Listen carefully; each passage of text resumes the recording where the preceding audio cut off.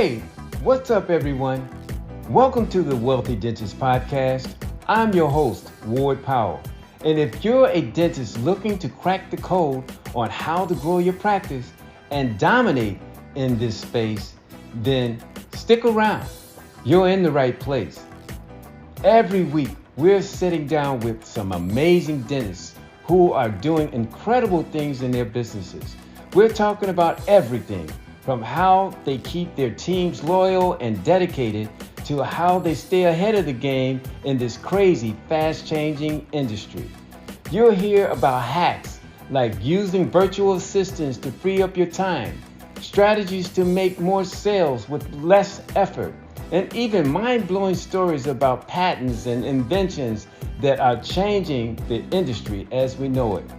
And it's not just about growing your practice, it's also about finding out what works from a clinical perspective.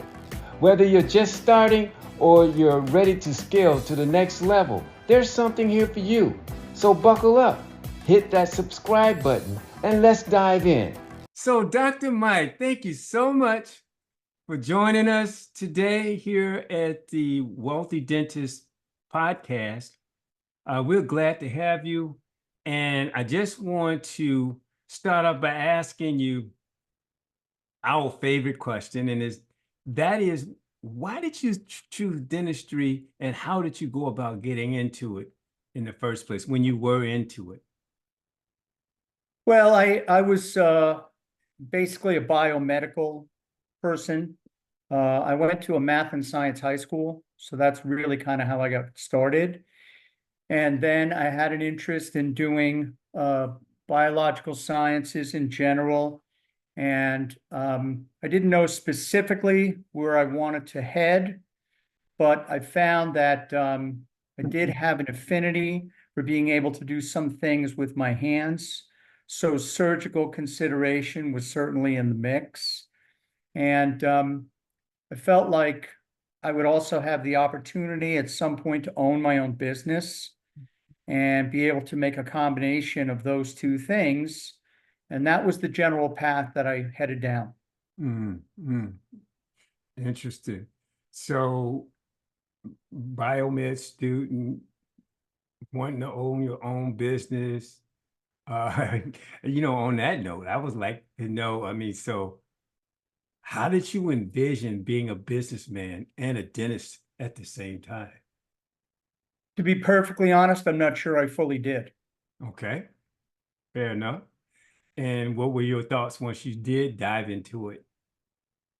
My thoughts are the same probably that every dentist has, and it's a lot of what I deal with currently, in the sense that the dental aspects of it are not the most challenging aspects of it. The business aspects really provide more of the challenges for every private practitioner, somebody who's engaged in that. Managing staff, handling payroll, being able to make timely payments for tax purposes, garnering an income for yourself. So it's a combination of a lot of things. Yes, yeah. And just the position of many pieces. I can understand that. So what would you say that was the most challenging in that respect, on the business side? Which was the most challenging, or did you find the most challenging?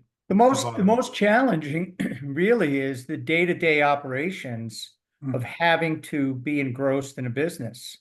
Much like in any other business, if you're doing the right things, you're the first in and you're the last out. So people think, oh, I have a lot of freedom. I'm able to make my own decisions. I can take days off. I think the realization that that's not really the case is of one you come to very quickly. And then when you're taking those days off, are you really truly on a vacation, or are you thinking butts in the seat, so to speak? A little bit of both. It Okay. depends Yeah. how it's going for you at whatever time it is. Yep. Okay. Yeah. And did you ever find yourself out of that particular scenario once you did get the hang of being a businessman as well as a practitioner? How did that look? It's always challenging. It's Oh, okay. challenging right to the end. In what Okay. I do on a daily basis, I hear the same story all the time. And Hmm. that simply from dentists who are looking to make a transition Hmm. and retire or partially retire, Hmm. they mostly say the same things to me. And that is simply, I can really handle the dentistry. I'm starting to get worn down by the business. Oh, wow. Okay, so were you one of the dentists? Because I've heard many stories that I had to see the chiropractor at least once or twice a week, or that wasn't. Oh, absolutely. I mean, um, there are physical challenges to doing it. I Mhm. was forced to retire from clinical dentistry because of back and neck pain. Oh. My fingers on my right hand are partially numb. So Mm, certainly the challenges of performing the procedures, look, it's conscious surgery. That's really what you're facing. So mm, you're having to deal with that on that type of a basis. mhm, And as a matter of fact, from most every dentist has a disability policy for insurance. mhm. And the insurance industry, because of the number of claims from dentists, has now That's restructured true. how they offer those policies Oh. and how you can garner the benefits from paying into your premium because of the number of cases that there have been. But that aside, still for dentists that are able to do it on a full-time basis, it's the business aspects of the process that really provide the most wear and tear on the human psyche. Mm. Yes, a lot to go into that. And would you say that having a CFO or some type of person that can handle most of the quote unquote busy work of the business would be beneficial or would have been beneficial? I think so. You need to have a solid office manager, a Mm-hmm. true manager who can Mm-hmm. handle the aspects of the practice. Mm-hmm. I also signed on with the company to work with me, but I didn't do that right off the bat Mm-hmm. because of financial constraints. I had loans to pay. There were business things that I needed to address. There was upgrading of the office that needed attention. But a period of time, I was working with an advisory group. They did send somebody to the office, see what was going on, how it was going, provided insight, provided direction to the staff. So I do think that's a big positive in Mm-hmm. terms of being able to maintain success. And did that obviously it sounds like you had, pretty good success with that particular group that you Yes, had coming in. yes, Mm. yes. Yeah, well, sometime towards the end of this discussion, if you could mention that group, it might be something that someone might be interested in, like Sure, checking into. absolutely. Yep. Okay, what would you say would be the most um misconception in dentistry that you would want to debunk? Well, I think there's a couple. One, that dentists are the highest rate of suicide. Not true. Okay. So that aspect that's been just thrown out there for years and years and Yeah, I years. remember That's hearing it's that. not true. Okay. The other thing is that everybody hates the dentist. Again, that's not true. Mhm. Ward, we're living in a very different age now. Mhm. A lot of dentistry is being directed by aesthetic considerations. Yes, yes. And patients, if you can have good skills in that, patients are very receptive to that. And the pleasure that they obtain by having their teeth straightened, whitened, Yeah. missing teeth replaced, there's Yes, real satisfaction there. And it that is. does pay off. So that Mm. would be, those are the two things I think I would say on a major basis. You could change people's lives Yeah, by the yes, dentistry you do. yes. Totally agree. Totally agree. So then, yeah, so So let's switch gears just a little bit. Wanted to kind of, and then I guess, bounce back and forth into these areas. But I wanted to get a kind of understanding. What are you doing now that you've after you spent so many decades in as a practitioner? Now, what are you doing, and how is that working out for you? Well, right now I'm a dental practice broker. Okay. So that's one of the things that I do. Hmm. So I work with dentists who are trying to transition out of their practices, Okay. either to sell and stay on as an associate, or to fully stay on and completely retire, Hmm. or to engage as an employee within a larger dental management group. Hmm. So that's one of the areas of responsibility. I also do consulting on Hmm. offices and practices, Hmm. both on the physical plant and also on production procedures. In addition to that, I've been serving on as an expert legal witness on some dental cases. So it's a parallel universe for me. It's a stride of what I used to do. I also at one point was doing some teaching in a number of universities. So that comprised some of what I was doing. I do have some colleagues where they are now in a combination of being in their own practices and being an educator. Hmm. So there's a number of things that I'm doing that somebody else could do, even if they couldn't be clinically practicing dentistry. Hmm. Excuse me. So, as an educator, put on your educator hat for a second. When you um, were in the schools, w- w- what is it that motivated you most about your students? Well, there is joy in showing someone a skill that they can then improve upon Mhm. and then go out and do what you have properly trained them to do. Mhm. I guess from a teaching standpoint, you're really satisfied when you have students who quote unquote get it. They understand what it is they're trying to do here and how they're trying to do it, how they're trying to treat patients. I did a lot of the clinical instruction. So you've got students who have been working on mannequins and typodonts. Now you've got a real life person attached to the Yes, set of teeth. right. So that takes on its own different challenges. So that is one of the things I found pretty rewarding. And I had a lot of different skills. I went to a very clinically driven university where it was extremely hands-on to do things. Mhm. We had a number of educators who were old-time dentists and had been formally trained to do everything from beginning to end, even a number of the lab procedures they had been doing, which nowadays there's machinery and Mhm. sophisticated technicians which have sort of taken that over. Mhm. Mhm. Mm. Yeah, yeah. Speaking of that, the machinery technology has kind of like I don't know how would you phrase it. I mean, I wouldn't say necessarily showing his ugly head, but we need technology. We need to pace it.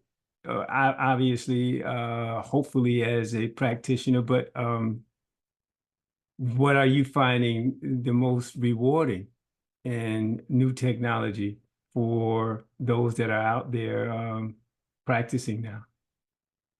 I think there's two aspects. The clinical assessment of what's going on, very Mm. sophisticated cameras Mm. that now can do things, very sophisticated um, analytic radiographic technologies, Mhm. which can not only analyze what's there, but also create a program of action where you can see from beginning to end what your result might look like. Mhm. So that's been really sophisticated. The other aspect of it is, as we can all appreciate, is a reduction in time to obtain something. So you now have technology where somebody could go into an office, you would use a scanner, basically a modified computer, to take an image of a tooth you might be working on, that gets transferred to a milling machine, which you have in your office.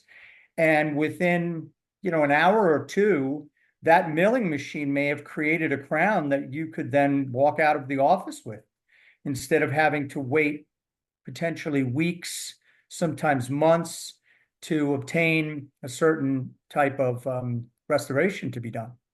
So those two Wow. aspects are pretty important. Yeah, yeah, I think I might have had a conversation about that. There's no anesthesia. You take the picture, you move the process along so quickly that the dentist actually not only help, as you mentioned earlier, put a really nice smile on the face of their clients, but it also increases the bottom line for the dentist, dental practice. Correct. Cuts So, out the middleman in certain cases to a certain degree mhm, and makes it so your efficiency level does improve. Now that still needs to go further than it is now, but overall, I think that continues to improve.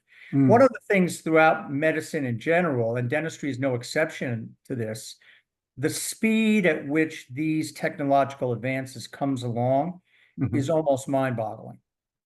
And Yes. I will be at the Connecticut meeting in a couple of days, the state dental meeting in Connecticut, Mhm. and I'll be certain that there'll be things that will just kind of blow your mind.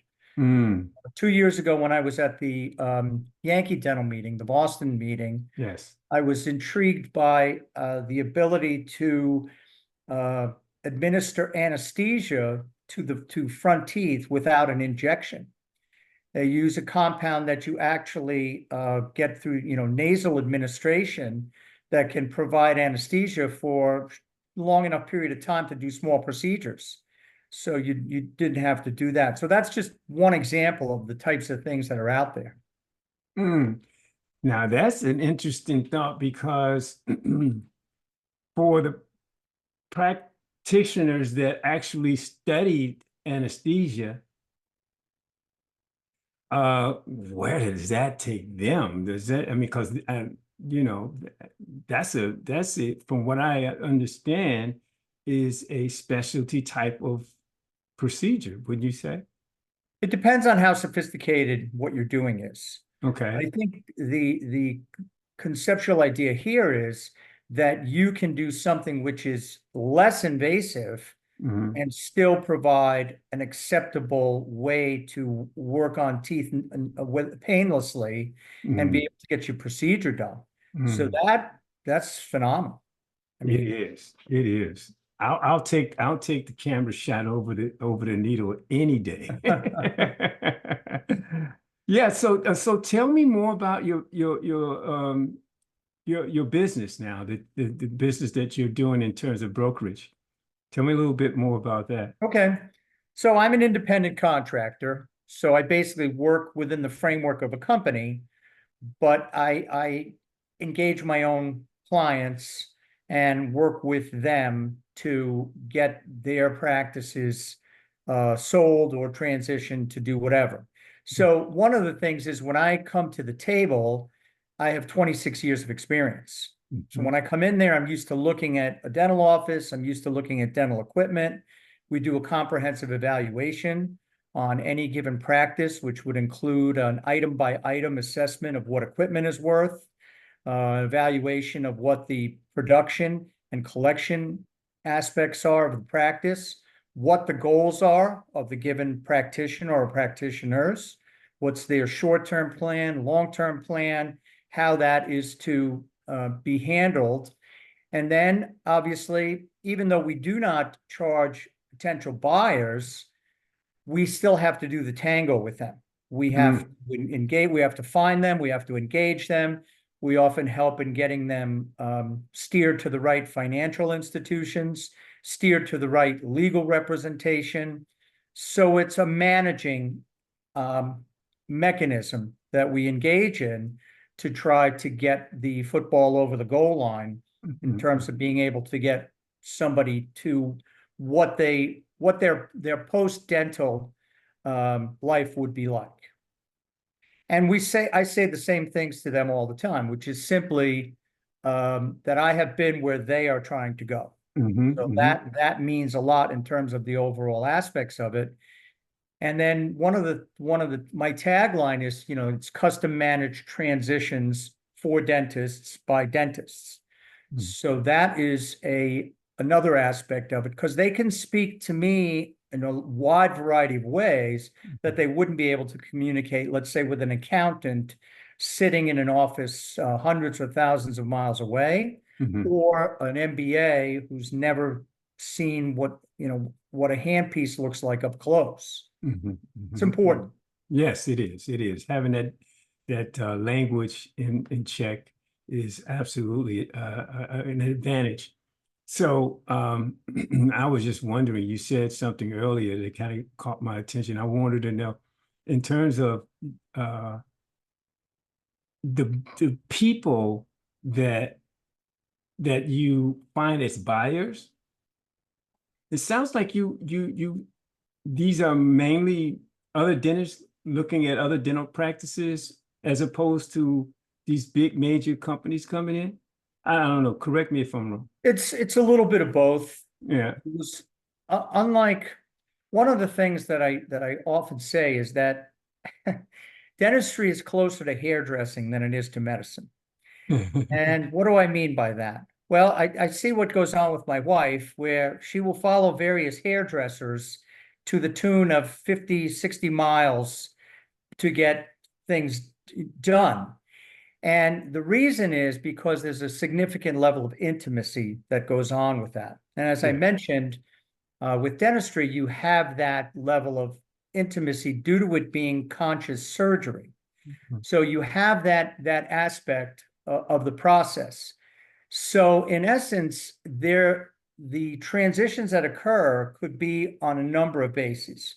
They could be a transition from one solo practitioner to another. It could be from a solo practitioner to a small management group. It could be to a larger management group. But unlike medicine, and this is my roundabout way of making this point, dentistry is still not overwhelmed by major groups taking everything. They have a portion of the industry, which is estimated to be maybe about 15% of the industry right now. Oh. But there's still a substantial portion of the industry that is still being performed by small groups, partners, independent people. And the reason is because of that level of intimacy that patients want to have. You develop a relationship, they begin to trust you. By the way, Ward, whenever they take these surveys about the most trusted individuals in general, dentistry is always high on the list, very high on the list. Yeah, and I can see that. Yeah. Yeah, I'm so glad to hear that from you, because the whole idea of someone coming in there and just like, okay, I'm on the clock.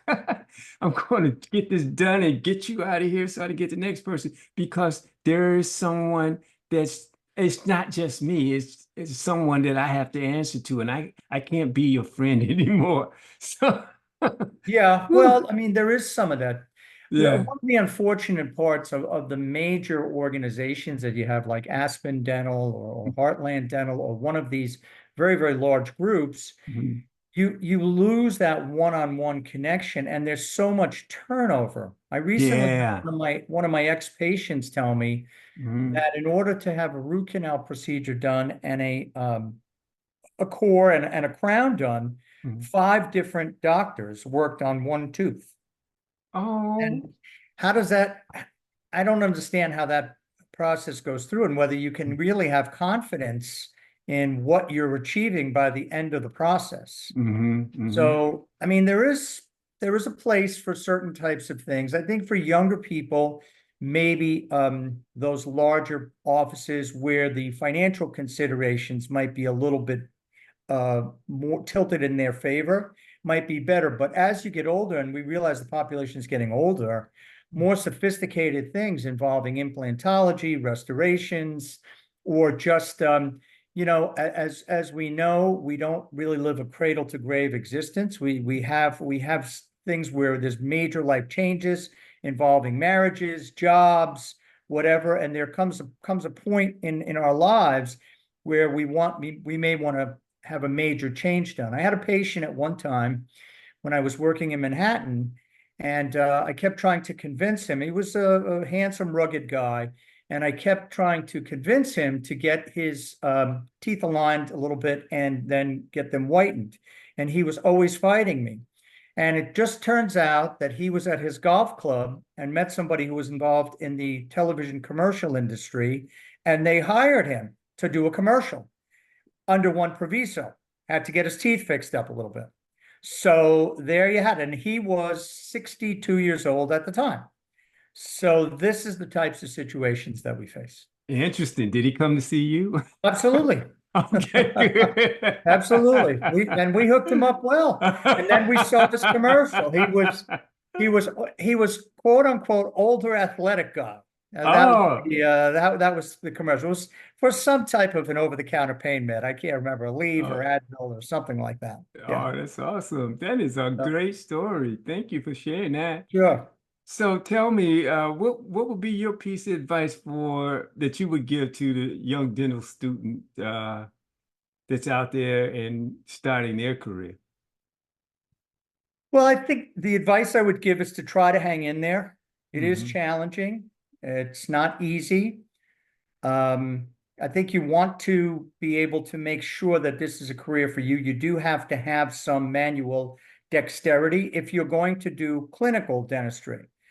And that leads me to another piece of advice. I think similar to nursing, dentistry has a lot of open doors. As you can see, what I'm doing is not directly related to clinical aspects. And there are also educational aspects, as we discussed. But also, I have one of the fellows from my dental class is actually a dean at one of the dental schools. So even though we all went through the same training, what he's doing is substantially different than what I was doing and what I'm doing now. So I think you should be open to a wide variety of options. That's something that I personally kind of regretted, that I wasn't completely aware of all of the options that would have been open to me at the time I was taking my training. The other thing is that I think you want to try to have some kind of a conceptual plan as to what you think you might do, so that at least you're moving along a track and you don't fall into an analysis paralysis circumstance. Yes, yes, yes. Well said. So, from a wealth and success standpoint, what are some of the strategies you found most beneficial in growing your practice when you were in dental? Well, I don't know that I was the best example. I probably made every mistake you could make. What I would say is try to get some advice, get some consulting like I might do, or a management group might provide for you when you are able to. Try to spend wisely in what you do. And on the flip side, try not to be so cheap on the things that you do, but try to make good investments in what you're doing and how you're doing it, and have some sort of a strategy for how you pay your employees, how you pay yourself, how you manage your business aspects, and don't spend money you don't have. Unfortunately, what happens is one of the things that we face, and I see this through the lending institutions, they'll come to me and say, Dr. Jones is a great candidate. We think they're a good dentist. They want to line up to buy this given practice, but unfortunately, their personal debt is overwhelming the situation, and we can't lend them the money because they bought a McMansion, they have one kid with another on the way, they had to spring for that Porsche, so that's spending money you don't have. So you have to kind of get to that point, and then you can reward yourself. Well, it seems now we live in a society that wants to have an immediate gratification. And in dentistry, that can really be an eye-opening experience, because in order to advance yourself, you may need to rely on lending institutions who, if you're overextended personally, will not give you the money. That's right. That's so true. That's part of what I do. I understand that totally.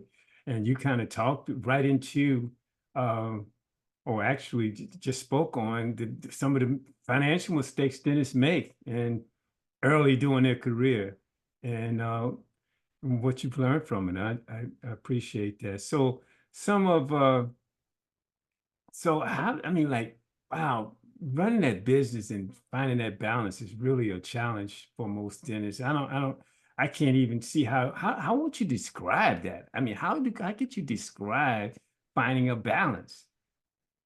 Well, there is a upper level training institute. It's called the Pankey Institute. Oh, And yeah. one of their it's for more sophisticated dental training to try to raise the level of what practitioners can do. However, within the context of their message and their setup, they have what's called the cross of life. And basically, what it is that their point of view is that you must strike a balance between your professional life, your family life, your spiritual life, your social life, that you have to keep those things in harmony. If one thing gets out of whack, everything will be out of whack. Mm, So working yourself to death and never spending any time with your family is not a method for success. hmm Uh, Being too socialized and not concentrating on your business at all, that's not a method for success. So I think you have to look critically at what it is you're trying to do.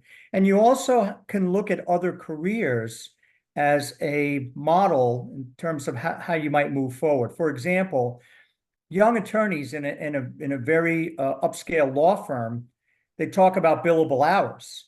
And when the young person comes in there, they're working like a dog. They're working and working and working and working. So in the beginning, you put in your time and effort. You pay your dues in order to be able to have success on the back end. hmm And dentistry is like that.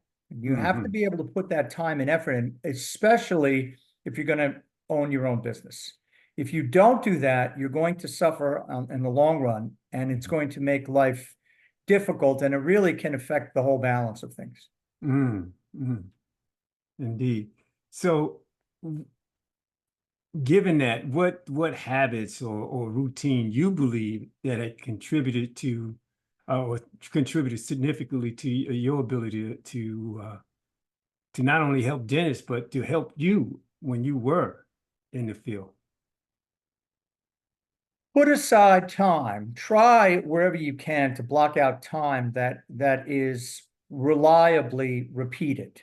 Ah, In other words, get yourself to the gym in the morning if that's your time frame, mhm, and get yourself worked out and physically healthy to be able mhm, to take it, or in the evening if that is your time, and mhm, spend time blocked out to do certain things so you do mhm, not let the entire aspect of your dental practice overrun the rest of your life. Spend time to be with your family, spend time to have consultation time maybe with your patients. So I think it's really managing. One of the things that most of the consulting groups will tell you is they have you block out your schedules to try to be productive in certain ways. That's one of the aspects, scheduling for success, or whatever it might be called. And I think that's also a key within the concepts of your entire life. yes, you got to have a routine and you got to know what you're doing a day or a week before you do it, right? Yep. Great, great, great. So I know you touched on this, but what do you see some of the upcoming um, trends and innovations in dentistry, and even with the work that you do? I mean, um, and I know it has so many different parts. Being a broker, you do a lot of things. There's a lot of things going on there. So let's start off with, that with respect to dentistry, and then uh, pivot over to your field of work today. Well, I think the trends are going to continue as far as the technological aspects of things are going to go on. They're going to improve. They're going to make the process easier. They're going to make things more efficient. Mhm. They're going to make it. I think one of the focal points will be to make processes better and more consistently reliable for the older population. Okay. That's kind of where we're headed. Hmm. in terms of our demographics. So Hmm. that aspect I definitely see. The other circumstance is, I think, in terms of being able to maybe reduce the physical challenges on the backs and necks and hands and things of dental operators, so that you're able to maintain your career perhaps for a longer Longer. period of time. Hmm. I think that is going to be something that's going to be up and coming. I think there's going to be perhaps modifications in how the process is done as this trend of more women in dentistry continues.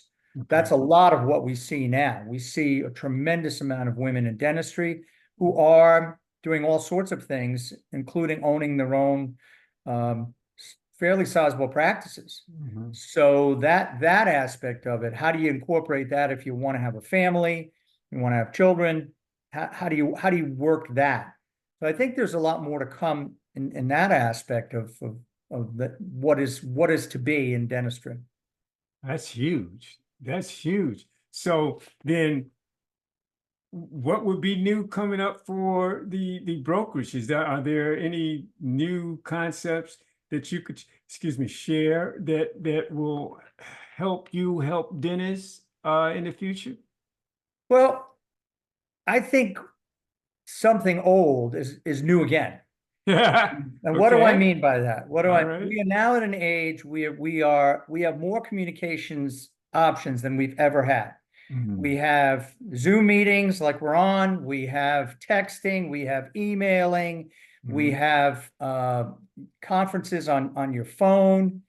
And yet, I think the basic aspect of that still has to be face-to-face human interaction. Mhm. I personally will never get involved in selling a practice if I don't physically go to the location, even if it's hundreds or perhaps sometimes thousands of miles away, make that initial connection to see Mhm. that person, meet that person, see what their physical plant looks like. There are times when something has looked pretty good in a photograph. I get there Mhm. and I'm like, well, I don't think I can work with you. I don't think that there's something here that I would feel confident that I could help you to sell. So I think that aspect of it is going back to some of the basics, Mm. human interaction. I mean, there are so many brokerage angles now that attempt to, there's people in Florida where the guy guarantees you he'll sell you practice in Vancouver, Canada, and never see you personally, never see the office personally. I, I can't operate like that. I wouldn't want to operate like that. Excellent point. Excellent point. I mean, there's so much to see and so much to do when you get on the actual grounds of the place that you're going to try to do business with or make an attempt to do business with. That's just super important. I mean, like there's so many senses involved, if you will, you know? Yes. All of the Yeah. senses are involved in that process. But my goodness. And there are times, Ward, where what happens is you go in there and you're empathetic to somebody in their situation, what they're trying to do. And I Mhm. tried to give them some basic grounding advice. In other words, let's get some makeup and lipstick on this situation, even if we're not going to rebuild the whole office, to Mhm. make it so that it improves its curbside appeal. Mhm. That is something that can be done a lot of times without spending massive amounts of fortune. But if I don't see the office, how do I know that? How do I That's know so what it true. looks like? Yeah, yeah, yeah. Wow. Wow. Uh, so much wisdom, so much great information. Uh, what do you have planned for the future in respect to your business now? And what do you see doing in the next, I don't know, 20 years, next 15 years? Well, I think luckily if my health remains good right now, I'm healthy and I'll be able to. This is the type of business I think you can continue to do for Mm-hmm. quite some time. Mm-hmm. One of the plans I have moving forward is to try to increase my social presence. YouTube videos, Mm-hmm. things that I put out there, Mm-hmm. getting a little more engaged in consulting aspects.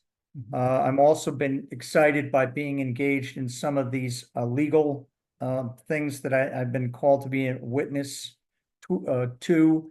So I think it's just simply an expansion of what Mm-hmm. is already going on in a more Mm-hmm. sophisticated way, and getting the word out of what I can do. And consistently, it's one of the trade-offs that I made in my career is I I made a trade-off for a number of patients who just wouldn't listen to now a number of doctors who just won't listen. And I, I have no ego when I say this, and I've said it and I'll say it again. I have made every mistake pretty much you can make. So when I'm talking to you and I'm trying to give you advice, it's not that I haven't been there. Most of the time, unfortunately, I have been there. So I'm trying to prevent you from going down there. If you will listen and let me help you. I mean, obviously, we're in the business to garner monetary gain, get paid for what we're going to do. Yeah. But there is also, much like I mentioned to you before when you asked about a student, Mm-hmm. what do you achieve and consider to be success when you're working with? It's the same with a dentist. When we have a nice transition, especially when we have to convince them that these are the right moves now, and you'll thank me later for what we're attempting to do right now for you. Because that aspect of it is truly the case. You know, there was an old time saying in dentistry when a lot of full dentures were made for patients. Yes. And the saying was that a denture never fits until it's paid for. And part of the reason is that once you go through sometimes the trials and tribulations of the process, and once you get to a point where it's completed and you've done your post-treatment adjustments and everything, now the bill's paid and the patient's happy with what you have. But it would have been hard to believe maybe at step 2 or 3 because they're complaining about this and they're complaining about that and they're complaining about this and this is a problem, that's a problem, this is a hassle. And now we get a lot of that feedback. Is this ever going to close? Is this person ever going to be able to get the financing? Are we ever going to be able to get through the legal aspects of it? And yet when it's done and they're looking, at everything in the rearview mirror, there's a certain understanding and acceptance of the process that went on. Excellent. Well said. I just wanted to get an idea too, as we are looking to, I mean, we've rocketed through 46 plus minutes through this already, and it just seemed like we just started talking. But with that said, I wanted to just get an idea, or if you will, for the listeners who aspire to become wealthy dentists uh, during their career. What are some of the things they have to do regardless of anything else? What are some of the things that they need to do for sure as they move through their career? I think hard work, there's no real substitute for that. You've got to be committed, you've got to have a passion, and you've got to work hard at it, much like you would want to do in any case. Mm-hmm. That would be number one. Mm-hmm. Number two, I think you have to marry yourself to an objective of what it is you think you want to do. Mm-hmm. Do I want to become a full-time educator? Do I want to work for a dental group and never own my own practice? Do I want to work for a while and then purchase my own practice? So some idea of the direction you're going to try to head into. Now that can change, obviously, things change. We understand that. So that's part one. The second thing, as I had touched on before, I think when possible, to engage in some consultation with a management group that can oversee your practice, especially one that can provide systems that you can have for implementation as opposed to ethereal concepts. Because a lot of times when I had looked at different groups, they'd say to me, well, we're going to do this for you. And I said, well, how are you going to do it? I wouldn't get a specific answer. So I Right. need to know how do I take what you just said and Mm-hmm. plug that into my Mm-hmm. practice? Mm-hmm. So that would be some advice that I would think. You have to be looking at the money production. You have to be managing that. You have to be a little bit tougher, let's say, than I was. I was too much of a softie when I was running my own practice. I do think you have to be fair and firm in what you do, because you're dealing with a lot of employees, and you have to be able to be the captain of that ship. Mm-hmm. And you also, I think, depending on how things go for you, if you grow, you should not be afraid to hire good people and engage those people, and then trust that they are going to do the job for you. You Mm-hmm. have to let go a little bit. Dentists have Yes. a tendency to be tremendous micromanagers, Mm-hmm. handling every single aspect of what it is. And Mm-hmm. if you think you can stand over somebody's shoulder while they're filling in numbers on a computer sheet, that's probably not going to work. So the idea is you have to engage. And I was speaking to a dentist just the other day, and he said something very interesting. He said, my practice became more successful when I stopped referring to my employees as a staff and began referring to them as a team. And I thought that was so good when he said that. That brief little comment there, I think it's a world of difference. That's the Mm-hmm. way world we are living in now. Mm-hmm. Mm-hmm. Wow. Wow. So in in closing, what kind of closing remarks that would you want to or like to leave the audience with? I think dentistry offers the opportunity to have a very successful and rewarding life. I think if you can strike that good balance between your professional um, responsibilities and your spiritual and family and social things, if you can do that, you can be a very, very happy person and engaged in what you do and have a rewarding life where you do change people's lives. And so that, I think, is it, there can be tremendous amount of positive aspects to it as a career, and including, if well managed, your financial aspects, the ability to be able to provide well for your family, provide well for your kids, college, whatever the goals are moving forward. So it's something that I would consider in that basis.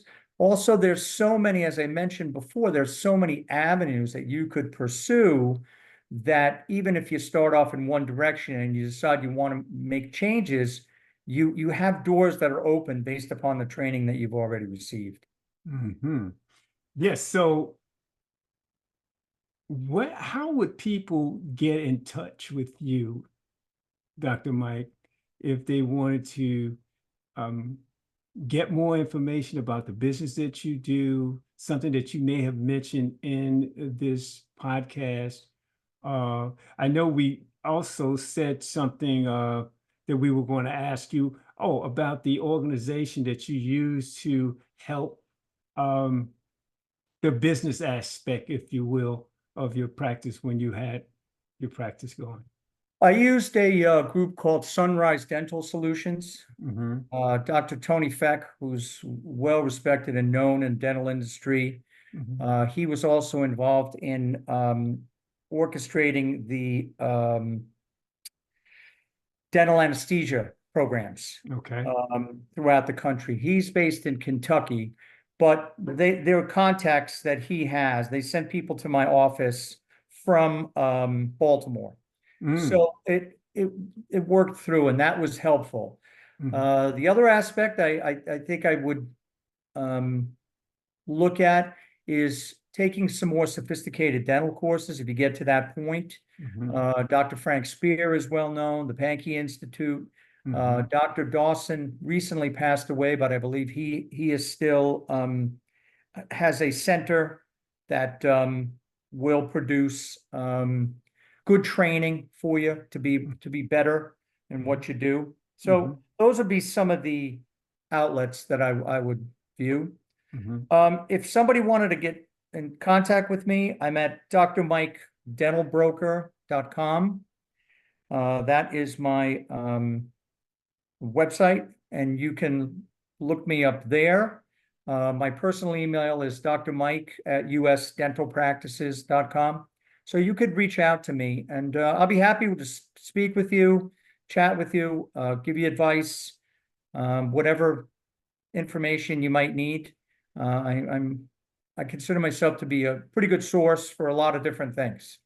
So Indeed. Agreed.